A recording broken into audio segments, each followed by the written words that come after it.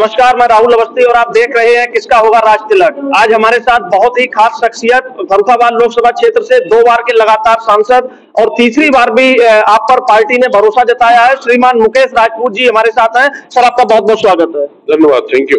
सबसे पहले सर हम जानना चाहेंगे, हम अपने दर्शकों को भी बताना चाहेंगे, आप अपने बारे में ये बताएं कि जो जहां तक आपकी 10 साल से आपने यहाँ पर आप सांसद हैं, तो इन 10 सालों में अपने विशेष कामों के बारे में बताएं जो आप यहाँ के दर्शकों को भी, हमारे दर्शकों को भी पता चले और खासकर लोकसभा फर्रुखाबाद क्षेत्र की जनता को भी पता चले कि इन 10 सालों में आपने क्या विकास कराया। क्योंकि एक तरफ विपक्ष कह रहा है कि सांसद मुकेश राजपूत ने कोई विकास के नाम पर कोई एक फूटी ईंट नहीं लगवाई है। देखिए, सबसे पहले मैं बताना चाहता हूँ, फर्रुखाबाद जनता को सबसे ज्यादा तकलीफ थी कि वहाँ अपने वो सांसद से मिल नहीं पाता था। वो अपने सांसद से मिलने के लिए दिल्ली जाता था और दिल्ली जाता तो पता लगी वो विदेश चले गए। और दिल्ली में भी रहते थे तो लोग दिल्ली में रह के हुए बताते थे विदेश चले गए, वो उनसे मिलते नहीं।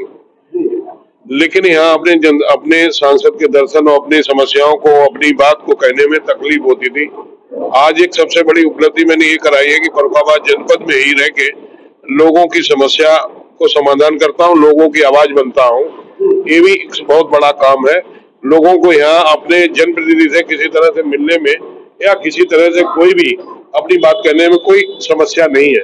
दूसरा, मैं कह सकता हूँ कि यहाँ से हमसे पहले कई सांसद रहे, वो मंत्री भी रहे, और मंत्री रहने के बावजूद भी उन्होंने फर्रुखाबाद का जो विकास करना चाहिए, कि वो जो कोई मंत्री होता है तो वो बहुत बड़ा एक कोई लीडर होता है, वही मंत्री रहता, और कोई छोटे से कार्यकर्ता, मैं तो एक छोटा सा कार्यकर्ता रहते हुए भी फर्रुखाबाद जनपद के चौमुखी विकास के लिए हमने बराबर प्रयास किया है। आप उसमें देख लीजिए, 2014 से पहले फर्रुखाबाद जनपद लोकसभा कोई हमारी राष्ट्रीय राजमार्ग से नहीं जुड़ी हुई थी। 2014 के बाद में ही फर्रुखाबाद लोकसभा राष्ट्रीय राजमार्ग 730C से जुड़ी है। ये भी यहाँ की जनता को हम लोगों ने सौगात देने का काम किया। फर्रुखाबाद जनपद में बिजली या तो मैनपुरी से आती थी या पहले, उससे पहले भी छिबड़ा मोड़ से आती थी। लेकिन अब फर्रुखाबाद जनपद में बिजली के 220 केवीए के 2 पावर हाउस बनने के कारण अब फर्रुखाबाद जनपद में 24 घंटे बिजली मिलती है, और आगे किसी तरह की बिजली की कोई समस्या ना भविष्य में भी बने, इसके लिए 2 पावर हाउस के साथ साथ एक तीसरा भी पावर हाउस जो सौर ऊर्जा से पावर हाउस जो संचालित होगा, सौर ऊर्जा की बिजली का डिस्ट्रीब्यूशन होगा, उसका भी 400 केवीए का पावर हाउस हमारे ओखला में जमीन अधिग्रहित हो गई है और वो शीघ्र ही बनना शुरू हुआ 400 करोड़ रुपए की लागत से। तो मैं कह सकता हूँ फर्रुखाबाद जनपद बिजली में आत्मनिर्भर होने के साथ साथ और भी 8-10 जनपदों को बिजली देने के लिए क्षमतावान बन गया है। तो ये 2014 से नहीं, 2014 के बाद में। दूसरा, मैं कह सकता हूँ कि फर्रुखाबाद जनपद में आप देखिएगा 2014 से पहले इस अपनी जो कानपुर से लेके और मथुरा तक इस लाइन का विद्युतीकरण हुआ है, और फर्रुखाबाद से लेके शोभावत लाइन का विद्युतीकरण हुआ है, जिससे इस क्षेत्र में ट्रेनों की संख्या बढ़ी है, और ट्रेनों की संख्या बढ़ने के साथ स्पीड भी बढ़ी है। और आज पूरे देश के अंदर कहीं पर भी रेल नेटवर्क से कहीं पर भी जा सकते हैं। ये फर्रुखाबाद जनपद के लोगों को एक अच्छा संसाधन मिला है। वो जनपद का विकास जब ही होता है जो रूट कनेक्टिविटी और रेलवे कनेक्टिविटी, इन दोनों कनेक्टिविटी से जुड़ा हो। तो इसलिए दोनों कनेक्टिविटी हम लोगों ने ठीक करने का काम किया। तीसरा, हम कह सकते हैं कि यहाँ पर जो स्टेशनें हमारी थी, उन स्टेशनों को भी छोटी लाइन से बड़ी लाइन में कन्वर्ट होने से, वो प्लेटफार्म पहले छोटी लाइन के हिसाब से थे, उनको सबको बड़ी लाइन के रूप में परिवर्तित कराया है, और जन सुविधाओं के लिए भी कई काम किए हैं। आज फर्रुखाबाद जनपद की जो स्टेशन है वो अमृत स्टेशन में उसका निर्माण हो रहा है, और जब हम लोग बन के कंप्लीट होगी तो फर्रुखाबाद के लोगों को अपनी फर्रुखाबाद रेलवे स्टेशन पर जाने पर लोगों को महसूस होगा कि हम किसी मेट्रो सिटी में आए हैं। ये फर्रुखाबाद की स्टेशन मेट्रो सिटी जैसी स्टेशन है। तो ये फर्रुखाबाद में विकास यही नहीं, हर गांव के लिए 2014 से पहले किसी गांव में विद्युतीकरण नहीं था, हर गांव में मजरों का विद्युतीकरण हुआ, बंच केबलें पड़ी हैं। फर्रुखाबाद जनपद में एसटीपी प्लांट बने हैं, और जिससे है कि सभी नाले चौक करके पानी को शुद्ध करके किसानों को दिया जाएगा, और जो बचा हुआ पानी है वो गंगा जी में शुद्ध पानी करके डाला जाएगा। फर्रुखाबाद जनपद में हम लोगों ने प्रधानमंत्री सड़क योजना के माध्यम से लगभग 400 किलोमीटर, लगभग 400 किलोमीटर सड़कें हमने प्रधानमंत्री सड़क योजना के माध्यम से और सेंट्रल रोड फंड के माध्यम से 400 किलोमीटर से भी ज्यादा सड़कें बनाने का काम किया है। और यही नहीं, इस तरह से छोटे मोटे काम तो कम से कम 2000 लोगों को प्रधानमंत्री फंड से और माननीय मुख्यमंत्री फंड से, लोगों को निराश्रित लोग थे, असाध्य बीमारियों से ग्रसित लोग थे, जो पैसे के अभाव में अपना इलाज नहीं करा सकते थे, लोग दम तोड़ देते, कैंसर जैसी लाइलाज बीमारी तक के लोगों को हमने उन्हें पैसा दिला के उन्हें ठीक कराने का काम किया है। और इस तरह से दिव्यांग जनों के लिए भी हमने एक नहीं 3 यहाँ मेले लगा के बहुत बड़ा दिव्यांग कल्याण में, जो पहले कभी भ्रष्टाचार फर्रुखाबाद के नाम से जाना जाता था, आज आसपास जनपदों में दिव्यांगों के लिए एक ये हब बना। यहाँ पर एक नहीं 3 मेले, बड़े मेले लगे और सभी दिव्यांगों को सभी उपकरण दिलाने का काम किया है। तो इसलिए हमारे जो काम विपक्ष के लोगों को काम नहीं दिखाई देते हैं, मुझे लगता है जिस तरह से उल्लू को दिन में दिखाई नहीं देता है, तो मैं कह सकता हूं कि विपक्ष या कांग्रेस के सहयोगी दल है, उन्हें भारतीय जनता पार्टी का विकास दिखाई नहीं देता है। उन्हें सिर्फ देश के अंदर वो जानते हैं कि उनके शासनकाल में भ्रष्टाचार किया गया था, उनके यहाँ चाहे कोयला घोटाला हो, चाहे 2G स्पेक्ट्रम घोटाला हो, चाहे राष्ट्रमंडल के खेल हो और चाहे बैसाखी घोटाला हो, हर मामले में उन्होंने कीर्तिमान बनाया था। भारतीय जनता पार्टी माननीय मोदी जी की सरकार में भ्रष्टाचार रहित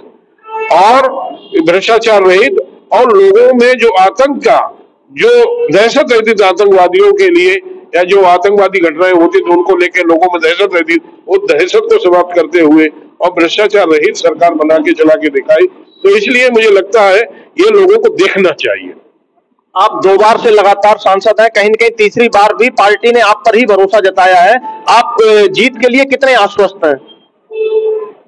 देखिए, मैं अपनी जीत के लिए अपने कार्यकर्ताओं के पौर से, अपने नेताओं, अपने सभी के आशीर्वाद से, पहले हमारी जीत 2014 में 1,51,000 से हुई थी, दूसरी बार जीत हमारी 2.25 लाख 2.5 लाख के बीच में हुई थी, और तीसरी जीत हमारी 4 लाख 4.5 लाख से कम जीत होगी।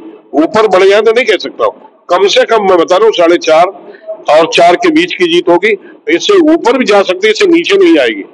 तो इसलिए क्योंकि माननीय मोदी जी, माननीय योगी जी ने जो उनके आशीर्वाद से मैंने फर्रुखाबाद का कल्याण कराया, और जिस तरह से मोदी जी, योगी जी की बदौलत से पूरे देश का जो कल्याण हो रहा है, इससे पूरे देश मोदी मय है, उत्तर प्रदेश योगी मय है। तो मुझे लगता है मोदी जी, योगी जी के आशीर्वाद से उत्तर प्रदेश की 80 की 80 सीटें लोकसभा की जीतेंगी। और मेरा अपना विश्वास है कि जो लोकसभा की सीटें 2019 में यदि 1 लाख से जीती थी, इस बार 3 लाख से जीतेगी, और जो 3 लाख से जीती थी वो 5 लाख थी।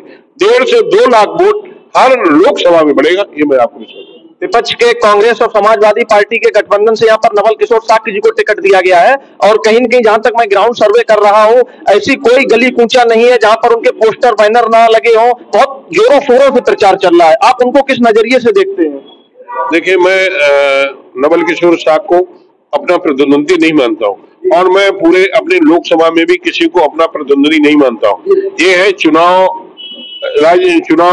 नामांकन होगा, चुनाव शुरू होगा, और वो चुनाव अपनी पार्टी के अस्तित्व को बचाने के लिए लड़ेंगे। अखिलेश जी चुनाव लड़ रहे हैं अपने पार्टी का, अपने परिवार का अस्तित्व बचाने के लिए चुनाव लड़ रहे हैं। भारतीय जनता पार्टी राष्ट्र निर्माण के लिए चुनाव लड़ रही है। यहाँ पर सब राष्ट्रवादी लोग हैं, भगवान राम के भक्त हैं, और हम सभी धर्मों में आस्था रखते हैं। सभी का साथ, सबका विकास, सबका विश्वास जीतते हैं, सबका कल्याण करते हैं। तो सब लोग भी भारतीय जनता पार्टी के साथ हैं। हमारी किसी से लड़ाई नहीं है, हमारी किसी से टक्कर नहीं है, हम लोग किसी को गंभीरता से नहीं लेते हैं। सिर्फ हम चाहते हैं कि चुनाव को ऐतिहासिक वोटों से कैसा जीता जाए, लोगों से ज्यादा संपर्क करके, ज्यादा से ज्यादा लोगों का आशीर्वाद और सहयोग लेके ज्यादा से ज्यादा ऐतिहासिक वोटों से कैसे जीते, इसका हम लोग प्रयास कर रहे हैं। मतलब आपका मतलब है, आप नवल किशोर साक्य जी को अपना प्रतिद्वंदी नहीं मान रहे, वो कहीं भी टक्कर में नहीं है? नहीं, बिल्कुल नहीं, कहीं पर भी। अच्छा, हिंदू मुस्लिम हमेशा चर्चा का विषय बना रहता है, इस पर आपका क्या विचार है? देखिए, फर्रुखाबाद जनपद एक ऐसा जनपद है जहाँ हिंदू मुसलमान का कभी कोई वो नहीं इशू रहा है। वो मुझे लगता है इस बार भी इशू नहीं रहेगा। और इस बार हमें पिछली बार में जो मुस्लिम वोट या जो यादव वोट भी समाजवादी पार्टी का जो बहुत कम मिलता था, इस बार यादव समाज का भी और मुस्लिम समाज का भी वोट बड़ी मात्रा में मिलेगा। अन्य समाजों के साथ साथ ये समाज भी बड़े साथ भारतीय जनता पार्टी से जुड़ रहा है। वो कह रहा है कि मोदी जी है तो मुमकिन है, और मोदी जी से ही इस राज्य का कल्याण है और उनका भी कल्याण है, क्योंकि मोदी जी युवाओं का, किसानों का, नौजवानों का, महिलाओं का, सबका कल्याण करना चाहते हैं, तो इसमें वो भी आते हैं। जिस तरीके से आपने बताया कि आप जीत के लिए आश्वस्त हैं और आप डॉक्टर नवल किशोर साहब को अपना प्रतिद्वंदी नहीं मान रहे हैं, वो कहीं भी फाइट में नहीं है। अगर सब कुछ आपके मुताबिक हो जाता है और तीसरी बार भी आप यहाँ से सांसद बन जाते हैं, तो सांसद बनकर आप जनपद में क्या बदलाव करेंगे? मेरी नजर में जो चीजें, अभी भी बहुत सी चीजों के बारे में हमारी नजर में है, पाइपलाइन में हमारी है, और मुझे लगता है कि तीसरी बार, इस बार कोविड आ गया था, कोविड की वजह से पूरे विश्व के लोग किस तरह से आर्थिक में चपेट में आए, लेकिन कोविड की वजह से जो विकास भारतीय जनता पार्टी जो करना चाहती थी वो गति से नहीं कर पाई। अब कोविड की कोई समस्या नहीं, और जो जिस तरह से हिंदुस्तान आगे बढ़ रहा है, जिस तरह से हमारी अर्थव्यवस्था मजबूत हो रही है, मुझे लगता है आगे आने वाले समय में मैं फर्रुखाबाद का और चौमुखी विकास कराने के जो मैंने सपना देखा है, जैसे मैं चाहता हूं कि फर्रुखाबाद जनपद अपना जो है कि एक गाजियाबाद से और कानपुर तक ग्रीनफील्ड इकोनॉमिक कॉरिडोर जो है, वो रोड जो है इसी से ग्रीनफील्ड इकोनॉमिक कॉरिडोर जो है इधर से बन के जाए, तो इसको मेरा प्रयास है फर्रुखाबाद से होके जाए। मैं एक चाहता हूं कि अपना जो बुंदेलखंड एक्सप्रेस वे जो अपना वहां पे जो कानपुर, लखनऊ और आगरा एक्सप्रेस वे पर 135 किलोमीटर में समाप्त हो जाता है, मैं चाहता हूं कि वो बढ़ते हुए, आगे बढ़ाते हुए फर्रुखाबाद में बाबा नीम करोड़ी धाम और शंखसा के मध्य से होते हुए उन दोनों को टच करते हुए सीधा गंगा एक्सप्रेस वे में मिल जाए, तो सीधे हम गुप्त गंगा हमारी चित्रकूट में है, और गंगा हमारी जो है हरिद्वार से शुरू होती है। गंगा और गुप्त गंगा दोनों को वहां से लोग चलेंगे हरिद्वार से, और गुप्त गंगा के सीधे सीधे स्नान करेंगे, और गुप्त गंगा से जो स्नान भगवान राम से चलेंगे वो गंगा में हरिद्वार में जाके स्नान करेंगे।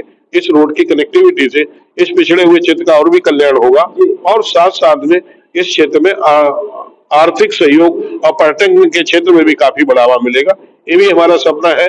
दूसरा, मैं चाहता हूं कि अपने कासगंज से लेके अलीगढ़ के मध्य में एक नई रेलवे कनेक्टिविटी, रेलवे लाइन बिछनी है, जिससे है कि फर्रुखाबाद जनपद, कन्नौज, कानपुर देहात, बिल्लौर, कासगंज, अलीगढ़, इन 5-6 लोकसभाओं को सीधे सीधे यहाँ के लोगों को दिल्ली पहुंचने में मात्र 3 घंटे की ही 4 घंटे की देर होगी। अभी यहाँ के लोग 10 घंटे से लेकर 12 घंटे में दिल्ली सफर करते हैं। इसको बन जाने से मात्र यहाँ के 5-6 लोकसभाओं के लोगों को बहुत बड़ी सुविधा। ये भी मैं चाहता हूँ कि जो हमारी कासगंज से लेकर अलीगढ़ के बीच में नई एक रेल लाइन है 52 किलोमीटर की, वो बन जाए। इसके लिए मैं प्रयास करूंगा, और इस जनपद के लिए जो चौमुखी विकास करने का हम काम करेंगे। विपक्ष एक तरफ मुद्दा बना रहा है कि जो गंगा एक्सप्रेस वे था, बता रहे हैं कि वो सांसद जी इधर ला नहीं पाए, एक लॉलीपॉप दिया था वो भी खत्म हो गया। देखिए, कहीं पर भी हम लोगों ने नहीं कहा था गंगा एक्सप्रेस वे यहाँ से आएगा। गंगा एक्सप्रेस वे का जो सर्वे हुआ था, वो गंगा एक्सप्रेस वे का सर्वे वहीं से हुआ था। दूसरा, गंगा और रामगंगा के बीच में जो दोनों को वो तराई एरिया है, वहां पर बन नहीं सकता। गंगा की तरफ, गंगा से उधर ले जाते हैं हम 15-20 किलोमीटर उधर बढ़ते हैं, तब रामगंगा आ जाती है। वो दोनों के बीच में कम से कम गंगा जो भी नदी है, उस नदी से कम 15 से 20 किलोमीटर की दूरी होनी चाहिए कोई भी हाईवे बनाने के लिए। गंगा को कभी बांधा नहीं जा सकता। अविरल और स्वच्छ रूप से, शुद्ध रूप से गंगा जल बना रहे, गंगा बहती रहे, अविरल गंगा बहती रहे। इसके लिए एनजीटी जो है अपना जो सर्टिफिकेट है वो जारी नहीं करती। तो इसलिए आप देखिएगा, जब अल्लाहगंज से जब हम आप चले जलालाबाद के बीच, तो जलालाबाद के बाद में अल्लाहगंज से और जलालाबाद से काफी बीच के पास में वो रामगंगा बहती है, तो उसको डिस्टेंस मानते हुए वो सीधे के वहीं पर जाके माना गिरता है।